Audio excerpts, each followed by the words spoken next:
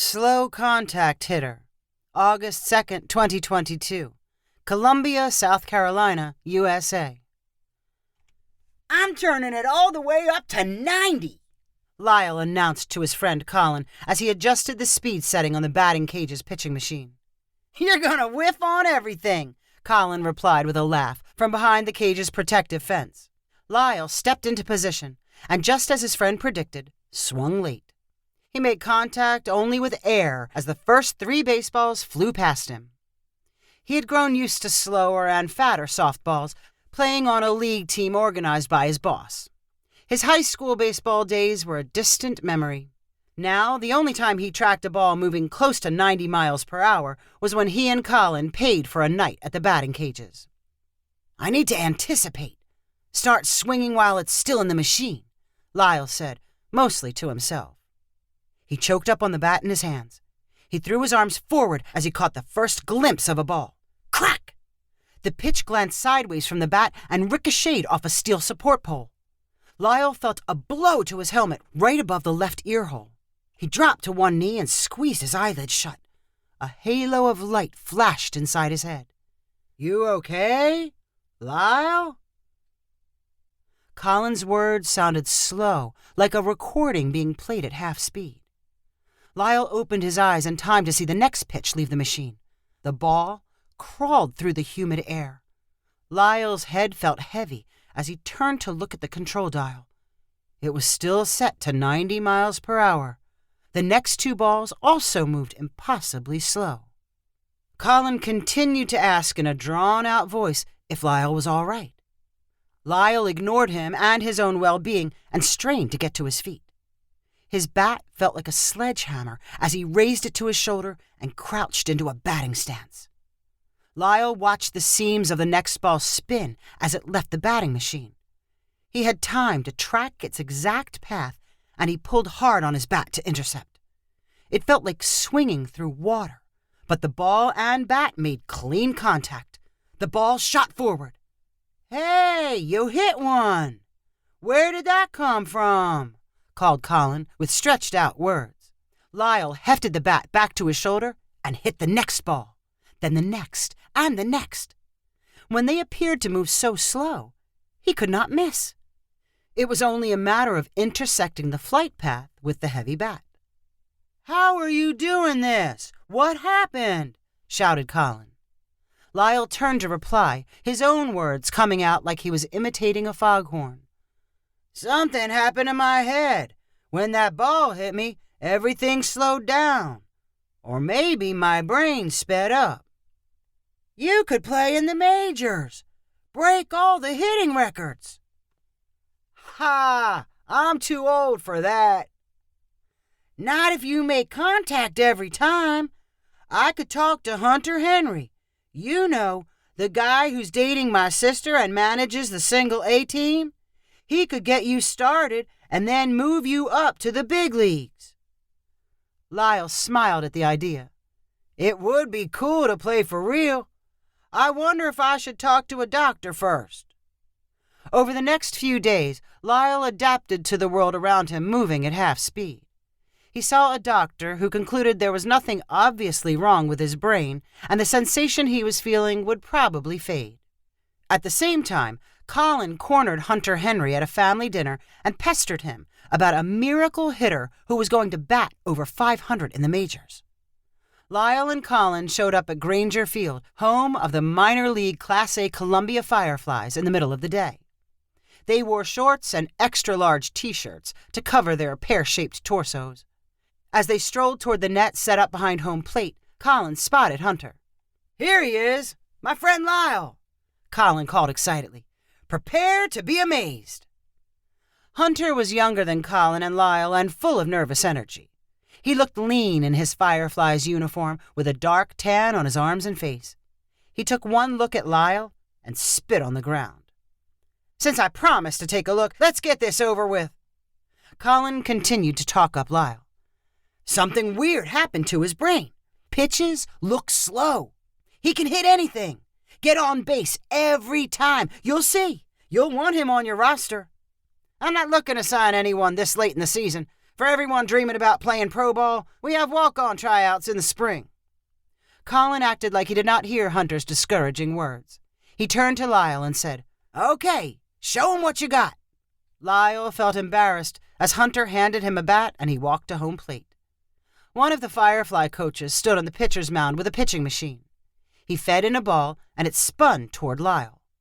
He could tell it was traveling around 70 miles per hour, even slower than at the batting cages. He tugged his bat into position and easily made contact. The ball flew gently past the infield. Lyle repeated the action when Hunter called, "Turn up the speed." Lyle handled the speedier balls, popping them into the outfield grass. "See? He can hit anything," Colin shouted. "Throw him a few," Hunter called to the coach on the mound. "Hitting against the machine is one thing, a real arm is different." The coach pushed aside the pitching machine and tossed change-up and curveball pitches at Lyle. He knocked them all into the field, even those well outside the strike zone. "Run out the next one," Hunter called to Lyle. "Let's see how long it takes you to reach first base." Lyle sent the pitch looping beyond second base. He dropped the heavy bat and trudged down the first baseline. It felt like running in a swimming pool. He reached the base and doubled over from heavy breathing. Hunter turned to Colin and said, "He's not much of an athlete and doesn't hit with much power. Barely clears the infield. But he can hit anything, every time." Hunter stopped shaking his head. A grin slowly raised his lips. He obviously had an idea. He walked toward Lyle and called out, "You think you can purposely hit fouls?" "I think so." "Let's see." Lyle returned to the batter's box. As the next pitches drifted toward him, he made sure they bounced off his bat at bad angles. Some careened directly behind him. Others sailed sharply left or right outside the field of play. Hunter continued grinning. "You sure you can keep that up?" "If you want me to. I'm thinking of an experiment. You willing to try something? Get a chance at being a pro ball player?" Even with the world still moving slowly around him, the next 2 days were a dreamy blur for Lyle. He signed a contract for the minimum league salary, and the equipment manager for the Fireflies found him a uniform. He was quietly introduced to his new teammates as an experiment. He was twice their age, and they kept their distance. On the night of his first game, Lyle floated into the team's dugout and stared out at the illuminated field. The smell of cut grass hung in the thick air and mingled with the smell of popcorn. Mumbled crowd noise was punctuated by the pop of practice pitches hitting a catcher's mitt. Lyle could not imagine a better place in the world. He spotted Colin sitting close to third base. Hunter sauntered over and reminded Lyle of the strategy. "You're the leadoff hitter. Your job is to wear out their starting pitcher. He's a hard thrower, and they'll pull him once his pitch count gets too high. Foul off everything." "What if I know I can get on base?" "Keep fouling. No hits." Lyle sat on the bench as his teammates recorded 3 quick outs in the top of the first inning. Then he grabbed a bat and walked out to hit. The scoreboard flashed his stats. No at-bats for the season. Several thousand fans wondered why he was in the game, but they cheered anyway. To Lyle's ears, they sounded like the deep roar of ocean waves. On the pitcher's mound for the Charleston River Dogs was a 6'4" kid right out of high school. He smirked when he sized up Lyle. It was the same smirk Lyle had seen from his fellow Fireflies. The kid wound up and threw his whole body into a pitch which tracked down the middle of home plate.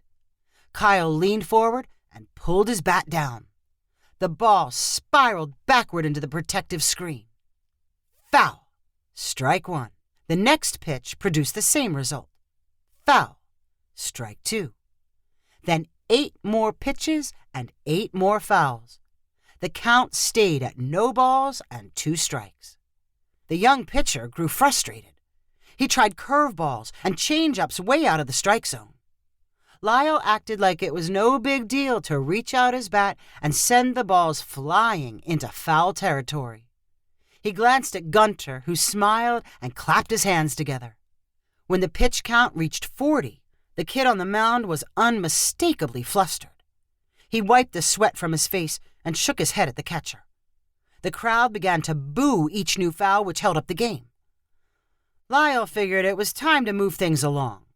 He sent the next pitch, looping lazily over the third baseman, and then scrambled with every ounce of available energy to first base. Barely beat a throw from the left fielder. Lyle turned in a circle and waved triumphantly at the cheering crowd. Hunter called timeout and stormed onto the field. "I got a hit!" Lyle proudly shouted at his manager. Hunter scowled. "You weren't supposed to get a hit. Anyone can get a hit. You were supposed to turn his arm into a noodle." "I thought I did enough. The crowd wasn't happy, so I got on base." "I don't care. You're here to do one job. Getting on base doesn't matter. Go back to the bench. I'm putting in a pinch runner because I don't think you could make it around the bases." Lyle watched the rest of the game from the dugout. He cheered for his team, but had no hope of seeing more action on the field. At the start of the next night's game, Lyle kept to Hunter's instructions. No matter how much the crowd booed, he stuck out his bat and fouled off pitches. The count got to 53 before 4 pitches were too outside for Lyle to reach. He dropped his bat and strolled to first base on a walk. He shrugged his shoulders toward Hunter to show there was nothing he could do but take the gift. Hunter immediately pulled him for a pinch runner, and he sat out the rest of the night. By the 4th game with the River Dogs, their manager figured out Hunter's strategy. Instead of letting Lyle wear out their starting pitcher, he was immediately walked with 4 lazy pitches way out of the strike zone. The Fireflies' next games were against the Myrtle Beach Pelicans. The River Dogs warned the Pelicans about Lyle, the fouling machine. He stepped up to the plate for his first at-bat and was promptly walked. Lyle showed up for the next game, worried about his baseball future. He was not surprised when Hunter took him aside and said, "I'm afraid the experiment is over. I can't keep playing you." "I did everything you wanted. I get on base every time." "It was fun while it lasted, but I can only have a certain number of players, and you're too one-dimensional. The whole point of the minor leagues is to develop players for the majors. They're looking for well-rounded kids, not middle-aged gimmicks." "But I can get on base. I can give you a hit any time you need one." "I'm not so sure. You've got no power. You're too slow to run or be out in the field. And I answer to management. They'll ask why I'm wasting a roster spot."